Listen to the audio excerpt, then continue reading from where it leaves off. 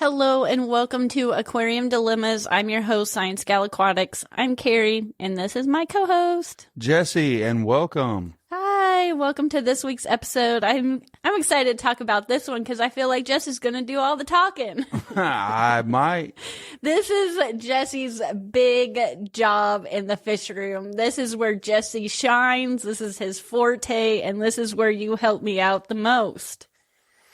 You want to say it with me? Aquarium equipment maintenance. Maintenancing all the stuff. Mostly it starts out with, hey, this is broke. Yes. And I will tell you the backstory, the beginning of this. Back in the time, long, long ago, before Jesse was into fish tanks. And I was around the time the wheel was invented. Yeah, back before we were together.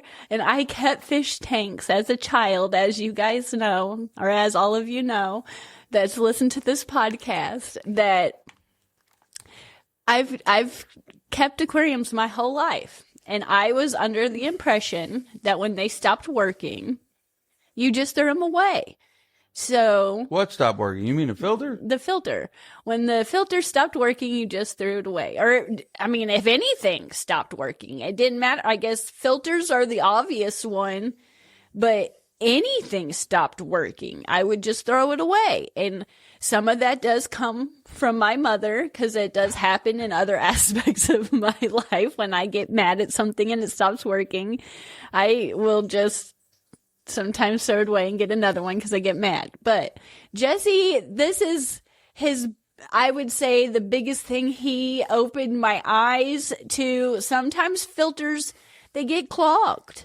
They don't necessarily stop working. So sometimes you can open things up. I don't know why that was such a mind-altering epiphany for me, but I just never...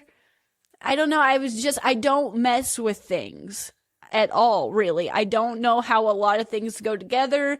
I don't tear things apart and put them back together. You're not a tinkerer. I don't do that type of thing. So the thought of taking apart a filter or anything that you tear apart in the fish room, it never came to my mind to even think about contemplating it. Like, I would come, or at the time I'd go look at my 30-gallon bow front, and I was like, oh, it didn't happen like all the time, but occasionally things get clogged and they would stop working. And all I had at the time was Walmart. We had the Tetra brand at Walmart, and that's what I always use, hang on the back. That's still what I normally use. I have all kinds of filters, but that's what we have mainly in the tank. So the fact that Jesse taught me how to clean them out. Now, do I do that? No, it's his job.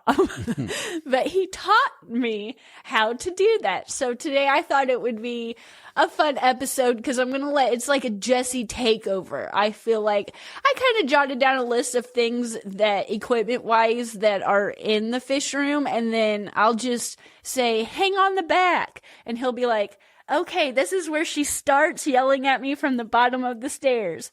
Jesse, I will say, yeah, that was the first, was the hang on the back. That was from the experiments and the until stuff. Today, yeah. And we still use hang on backs to the day. Mm-hmm.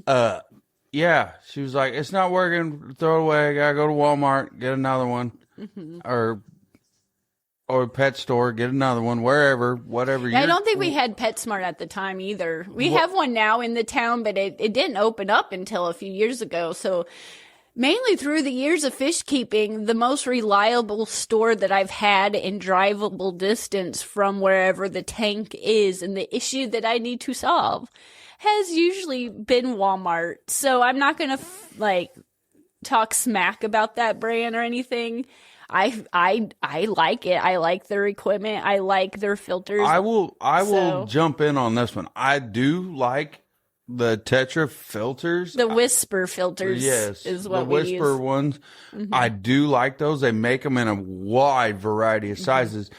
And from a tinkering and a guy that got thrown into this and yelled at from another room of, it's not working. I got to go get another one. And I'm like, there's no way it can't not be working. I mean, it was just working yesterday. Yeah. So how does it just immediately just stop and we have to get another one? I will have to throw in as a side note, my favorite ones are I think if I remember right, it's the 10 to 20 and the 20 to 40-ish size range for those filters. The itty bitty ones are just, I don't like those. And I don't know if they make anything bigger than that one, but the little basket, the opening, the part where I put the media, it's just really easy to put stuff in media wise because we don't use the cartridges.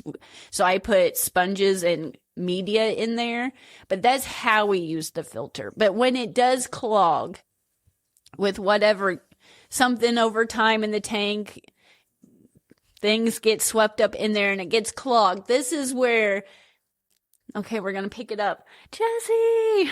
I don't want to yell in the microphone, but I'll unplug it. I'll unhook it from either its clamp, its hook, however, the suction cup, however it's attached to the tank, and put it in a 5-gallon bucket. If you watched last week's episode, or if you listened to last week's episode, you know buckets are your friend. This is another way you can use buckets. But I'll get it prepped for him, and then that's when I yell, Jesse! Yeah. At the time, back in the day, it was the kitchen area, the living or the dining room area I took over, but now it's our basement, it's our fish room. So he'll come down the steps and take over. Oh, yeah. I'll take the bucket. I'll take the bucket, which usually have one or two of them in it. This is the one time we do have to go to the kitchen sink, though. Yes. I don't recommend going to the kitchen sink, but this, when it is clogged or you think it's broken and you need to look at it, this is when he does take it to the kitchen sink. I'll go at it this way. Number one, what'll happen is we like the whisper filters because the inside part is open enough that you can put all different kinds of media and different things in there. Your sponges, media, whatever you want. So that's really handy. You can take everything out of there, put it in your tank or in a water bucket if you're already doing a water change, whatever the case may be. Throw it some water. Your beneficial bacteria just keep doing its thing. It'll just hang out there on that media. Take it, go somewhere because you're going to make a mess. Yeah. And the other reason, and I've done this with way more than just, I'm going to start with the whisper filters and I'll work my way up through the gamut. But the whispers are the nicest. The old school ones had 2 screws in the bottom. The new ones, they just literally, the bottom pops off of it. You pop it off and you're going to look down and you're literally going to see a boat motor, a propeller. That's all it is.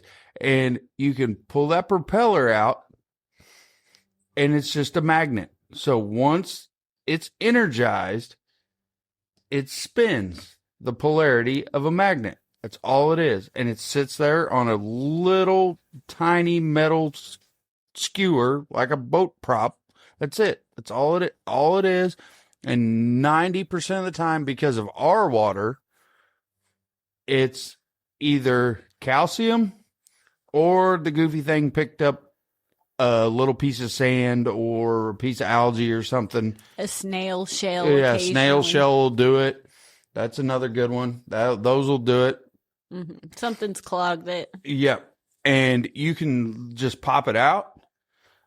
And a lot of times, if you've been checking on it, if you haven't checked on it and it just finally stopped, it'll probably mean you need to really clean it, which my favorite friends are a razor blade and sandpaper on the magnet part of it. And I can just wipe that off real clean. And I use a very tiny, either a piece of sandpaper or a file or like a wire brush. And I'll go down in that hole and I'll clean around in there just a little bitty bit. I'll clean around, make sure there's no any more gunk. And usually I can just trickle some water into the bottom and then turn it upside down and dump it out. And when I do, you'll find real fine pieces of grit that come out. And it's usually due to sand, algae, whatever.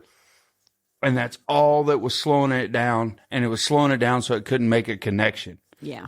And put it all back together, rinse everything off real good, bring it back down, give it to Carrie, let her do her thing, slap the media back in it, put it back in the tank, and it is good to go because you haven't changed anything but unclogging it. Yes. And that's for a hang on the back. They're super simple to fix.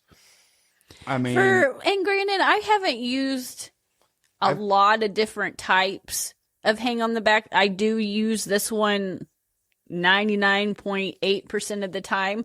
But if you have a different kind of hang on the back, before you throw it away, it's worth a look. They probably run similar. We've also had the ones that are the hang on the back that the filter part or the pump part is actually on the outside of the tank. Yes. And it's got like a double O-ring system that goes up in there. It's the same concept. When you take that off, pull that down, there's a propeller in there. Or the propeller is from the pickup into that, and that's your motor part. When you pull the pickup out, it'll be on a big old long horseshoe nozzle, and at the end of it, there'll be a propeller. And there'll be a little rubber stopper. And same deal. You clean that off, and then when you pull your motor down, which is actually just a magnet, that's all it is. You pull it down, look in there, 90% of the time you'll see a bunch of gunk, a bunch of something, and it might be small, but even with, you can still see it with the naked eye. Yeah. There's something there. There's a reason it's not making a connection to continue to run. So, yeah. And I will have to say, out of all the things we maintenance, we don't have to do it that often, but when we do have to maintenance something, it's usually a clogged filter, and this is what he does to fix it, and we're back up and running in no time flat. I'm sure throughout the years, I think I've even done a video with you. Oh, yeah. There's a few on the Science Gal Aquatics YouTube channel that you can actually, I filmed them doing it a few times. It's one of our more popular videos. So I know I was not the only one just throwing away the filters. I can tell you from the comments that they're like, tell Jesse thank you. I was like, oh, he knows. Well, and I'll jump briefly over to like even your sponge filter stuff. You got to watch those because depending on your airflow and different stuff and what kind of substrate you have in there, they can pick up like a little pebble in there, and then that'll stop all your bubbles. Yeah. Usually the biggest problem we have with our sponge filters is it's just clogged with detritus from being in the tank. And I would say they're probably the least maintained filter that we have. They don't need to be squeezed out that often, but when the bubbles slow down or stop, I will have to say that sometimes it's just my air pump has fell out of the plug-in fell out of the wall or something. So sometimes just check to make sure your air pump's plugged in. But and while you're on the air pump thing, since you're on the air pump, I'll give another quick maintenance tip with the air pump deal. Where you're talking about air pumps fall out of the wall, this, that, and the other, your air lines over time, I had that on and they get cold, and the ends of them harden and break down. So what I always do personally, I make sure my air lines are a little long, and I will snip the ends of them off when they start to harden real bad. That one will save you for unhooking and rehooking purposes, and it rules out when they start to harden like that, they'll get tiny cracks in that plastic. He might so that your air is actually not going in to your end of the tank and through your filter, it's not going in there. It's pushing air out those tiny cracks in that plastic because it hardened. So if you cut it off, you get to new plastic. He cuts it off and trims it. Let's be honest. I just take it off, throw it away, and get a new piece. So that's why I cut the airlines longer. However you want to do it. If I feel like it needs that, I'm going to get a new I'm just going to get a whole new one. But yeah, I definitely had airline on the list. I was just sticking with the filters for now. So don't let me repeat that one by accident. But yeah, the airlines do over time. They get kind of crusty and old and hard. And it's not something in the fish room that's once in place is like a forever thing. Because if you use those. them, no matter how hard you try to push them up on there, they're either extremely hard to get on or they just won't come off. Well, no, the amount of room you have to put them on to a pump of whatever size or even a valve. If you're running a big setup and you got a whole valve system, you got a whole rail of them, you can push them on there, but they don't really go on there that far. So once they start to harden and crack, it's really easy for you to lose pressure there. Yeah. It doesn't seem it's the like same much, with the air but stones. It's something so simple. Yeah. And same with the air stones. Once they're in the tank for a while, they kind of it's just like everything because of our water. We have hard waters build up so bad. They'll get kind of built up over time. And a piece of sandpaper will go a long way. And that's a Jessie mentality. My mentality is throw it away and get a new one because I have so many I have like a bucket of air stones back there. But those little things, you don't need to maintenance it that often, like a once every couple year thing. But sometimes they do get a little crusty and grody and I would say built up some algae over it and it does slow down. If you want to make it the easiest on yourself and you're a person like me, then I would say once a year or twice a year, I would maintenance your filter as far as just. I'm not talking about filter. I was talking about the air stones and the air tubing. But yeah, your filter, that's going to be dependent.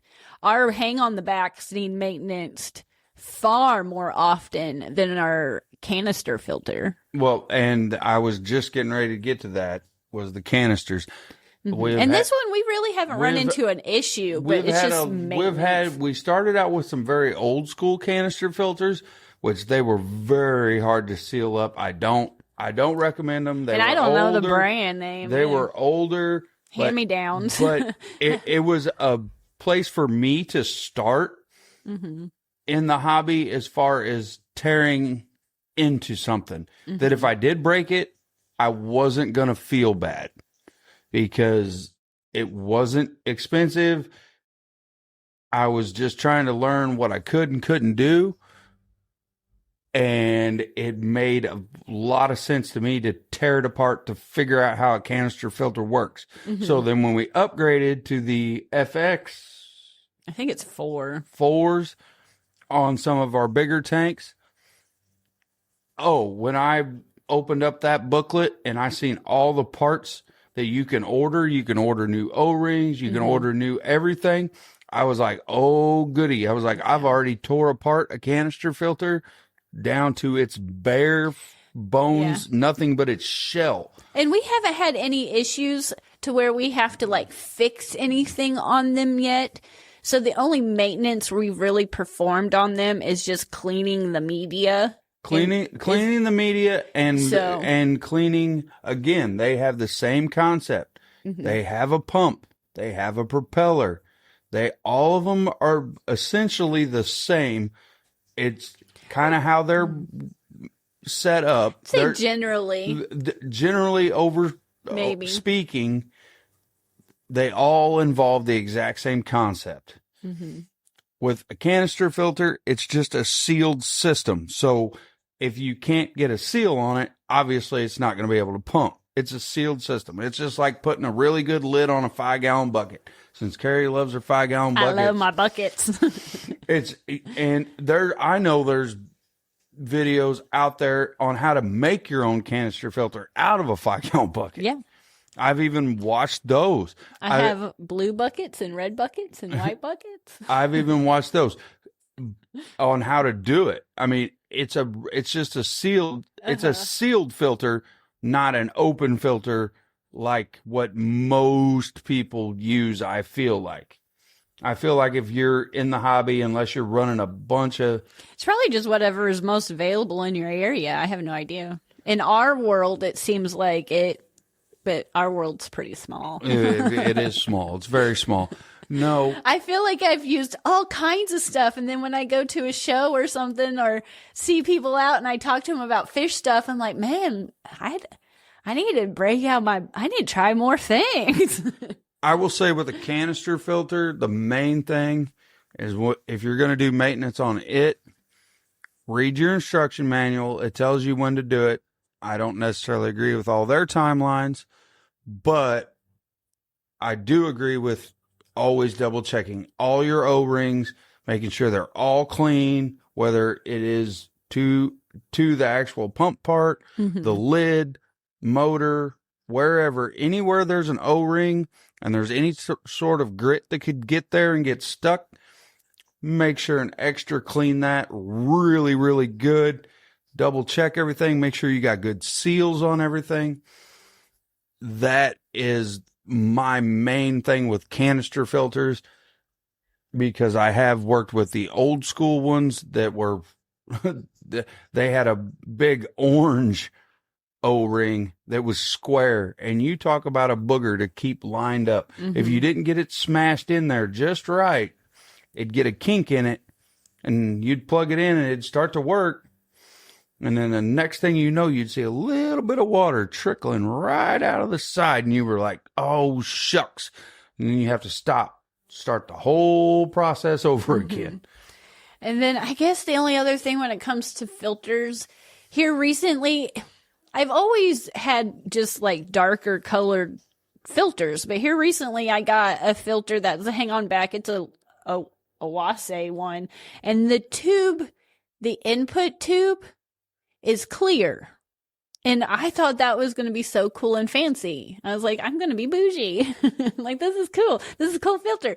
Well, I don't know about you, but it just turns green because of the algae so quickly. So Jesse has found these metal brushes that are like baby bottle brushes. They're pretty small, but I'll use that to clean that tube out to get it. It's not perfect by any means, but it's a lot more cleaned out than it is when it's green. So I guess that's really the only other thing I can think of filter maintenance wise. But the biggest takeaway of this conversation was that hang on the back clogging issue. That is one of those moments in your fish keeping career that just changes you. I mean, being born into fish keeping was a big moment because that's what got me into fish keeping. That ecology class where I had that epiphany about the nitrogen cycle that changed a lot of things for me.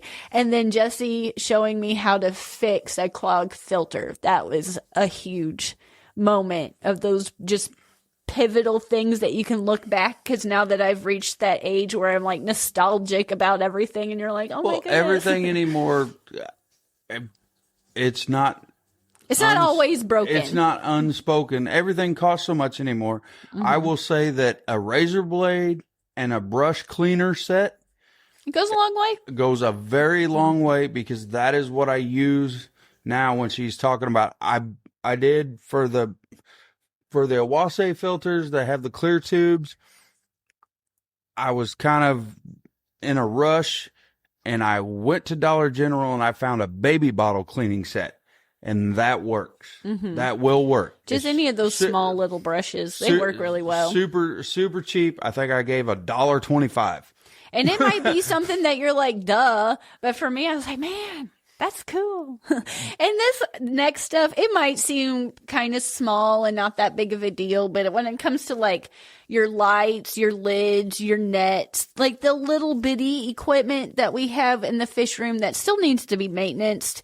vinegar, a little bit of vinegar and water in a bucket goes a long way. That really does help kind of clean up that stuff. I'll use vinegar to kind of soak on a rag and again with a razor blade and go over lids and lights, because anything the water splashes on is going to get crusty. So it's just those little things. Again, it's stuff that doesn't have to be done all the time, every single time you do a water change, but it does need to be done over time. And it depends on what your lid is. Well, we have all kinds. I'll quickly run through this. We have everything from glass, acrylic, and then which is also acrylic. I really love the greenhouse polyboard. Yeah. Which is the clear board with the honeycomb through it. Mm-hmm. It works well, but it does get crusty from water. And it literally says on the sheet which side you need to have up and which side you need to have down when you peel the film off. Mm-hmm. I absolutely love that stuff for being able to make a cheap lid that you can remove, put back on if you want, take off whenever you want. If you're like me, I will use a lid until I have to take it off, and then it's off for a while. And then I'll put it back Carrie on. also uses, or she'll take it off and turn it sideways, and then she's got a table to set her stuff on while she's working in the tank. For my tools. But I do like the glass lids the best. I feel like they're just because how easy they are to clean, because you can clean them up really easy when it comes to the water staining. But the acrylic stuff, it's a little harder. You will kind of get a little bit of that acrylic come off on your razor blade, but it does look more clean than with all the built up water. Well, it wipes off a lot easier. Mm-hmm. Like if you are more responsible. And wipe it off every time. Like whenever you're doing anything in your tank. Working. Yeah, if you wipe it off when you're messing with your tank or you're just looking at your tank like, oh, that's got a couple spots on it. It wipes off super slick. You can, and I even wrote that down right here. It says, wipe down as you go. I literally wrote that down. Don't be like me. Well, that's another one. And I'll do a whole nother episode on how to cost cut. Yeah. But that's a whole nother one when it comes to like just the ease of just a little bit of vinegar on a paper towel or on a cloth.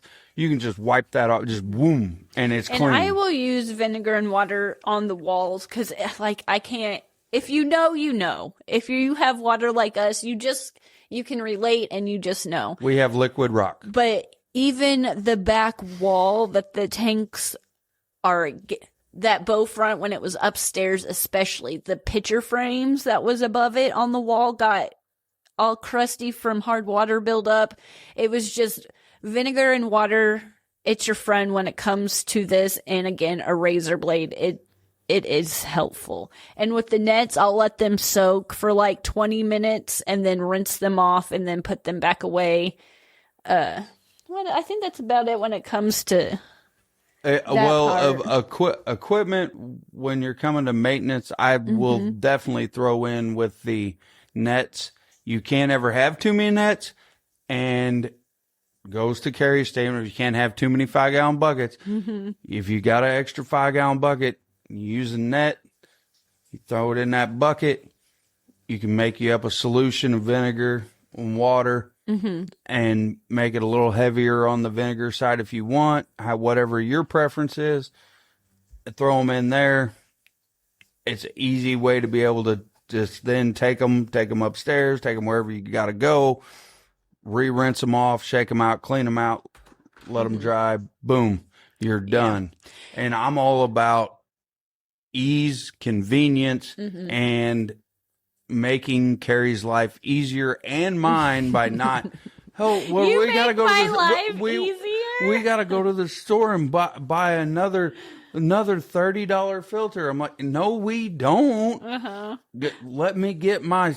I do need some stuff. You want to go? Let me get my 3 tools. I'll fix this filter in 5 minutes. Yeah. Well, I guess kind of moving on to this last topic, I feel like I saved it for last on purpose because I do feel like there's going to be a few people that's like, Carrie, don't do it that way. There's much better ways of doing this, especially after listening to you complain during an episode about how much you hate and dislike heaters. Let's talk about heaters because I don't have the best relationship with them. I don't necessarily always like them, but I do have to use them. And being in our tanks, water, like everything else, they get super built up over time with hard water buildup. And in my head, it's just going to make them work twice as hard. I don't know, not work as well, be more apt to cause problem. I don't know. When they're covered, there's like a significant amount of hard water built up all along the whole heater. This is what I do. If you don't like it, I'm sorry. Please let me know of another way to do this in a kinder way, because I don't want my feelings hurt. But I will share this with you. I will be honest. And I will share something that I don't share with many people. But this is what I do. If they have been in the water already, they're pre-soaked, they're primed, and I just have to take them out of the water and put them on my cart. And I, yes, will take a razor blade. I will tilt it, the plug-in part, away from me at an angle downward. I will take the razor blade at a significant angle. What angle it is, I don't know. It's about feeling. And I will run that razor blade down that tube, and that hard water buildup will very light pressure, obviously. I do not put hardly any pressure on said razor blade.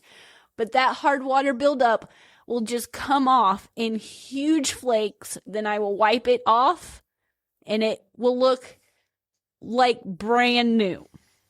Now, if the heaters have been in storage for a while, and it's me, let's be honest, I totally put them away without cleaning them off. So they're in storage for a long time with the water left on them.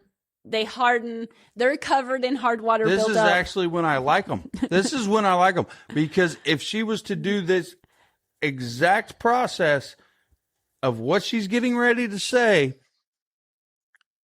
it works so much easier. But no, we got to go the razor blade way. No.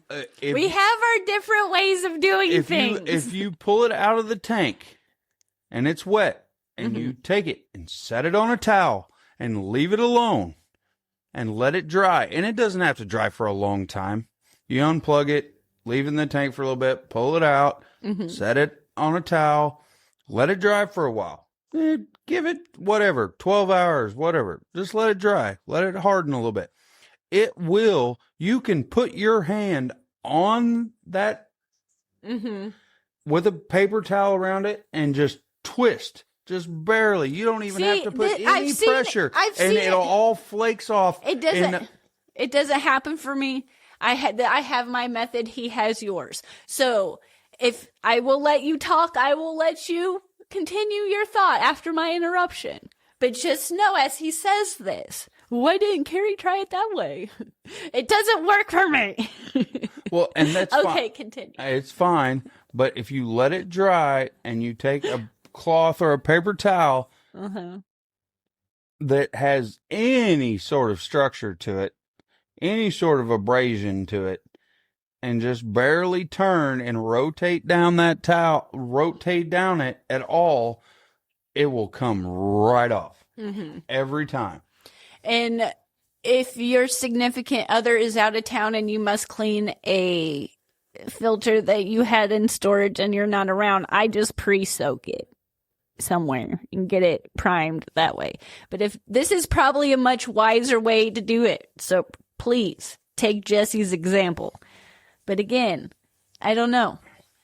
It doesn't work for me. So hopefully it works for you and you don't have to even come close to my method.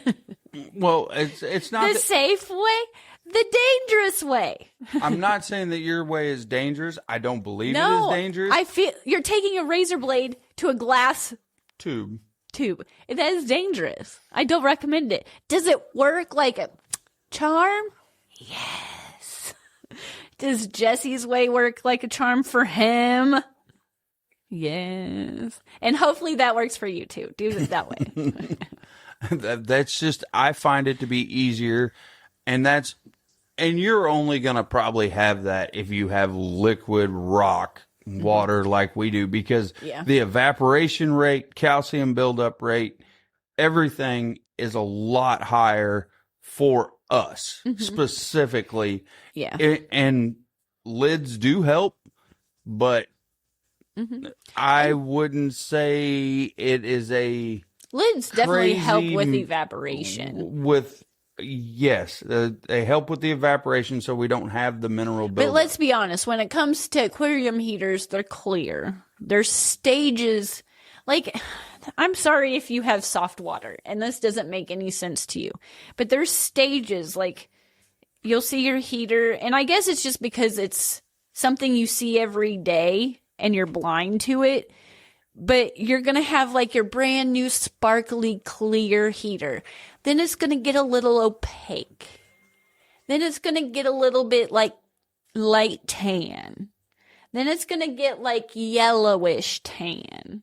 Then it's going to get brown tan. That's the stage we're talking about. And when it gets brown, that means you got about a 30-second of an inch all the way around that heater at some point.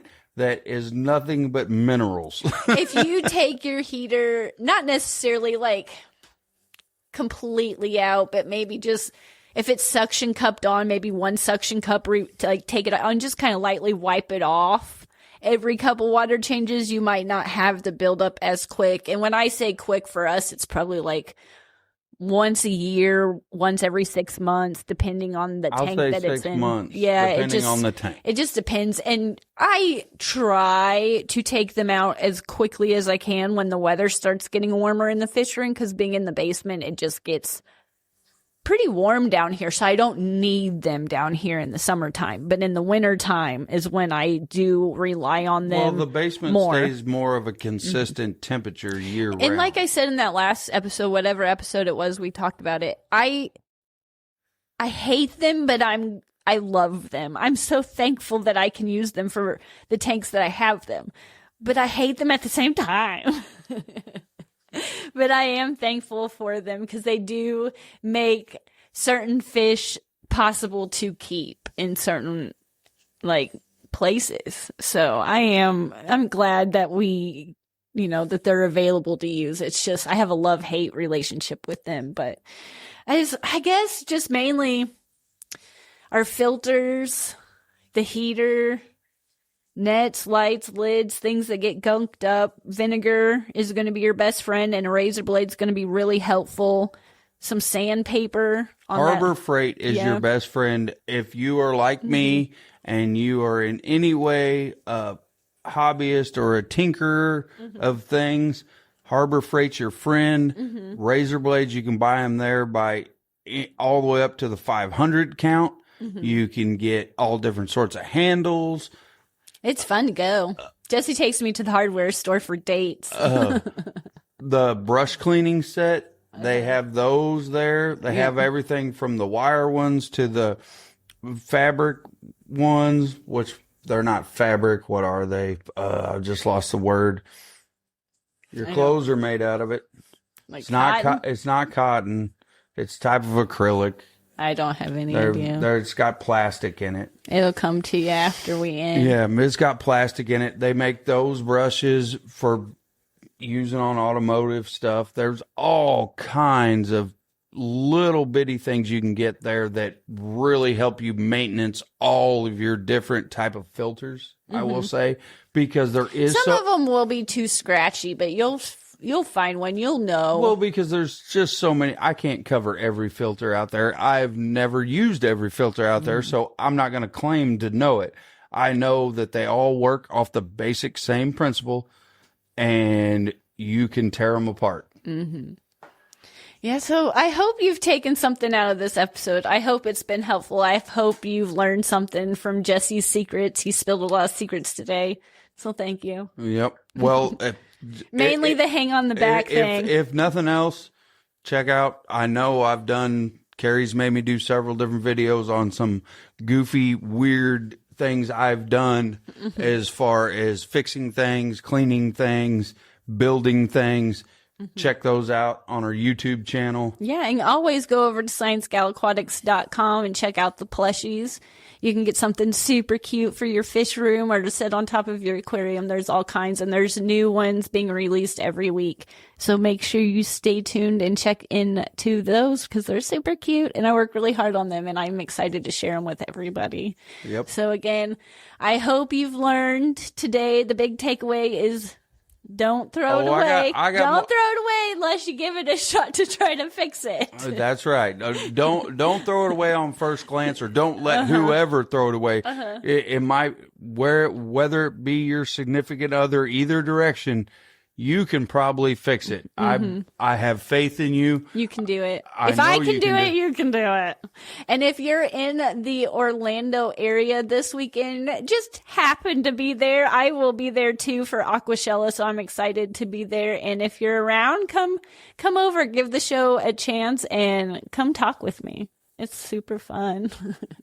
It's so fun that Jesse's even been there. That's right.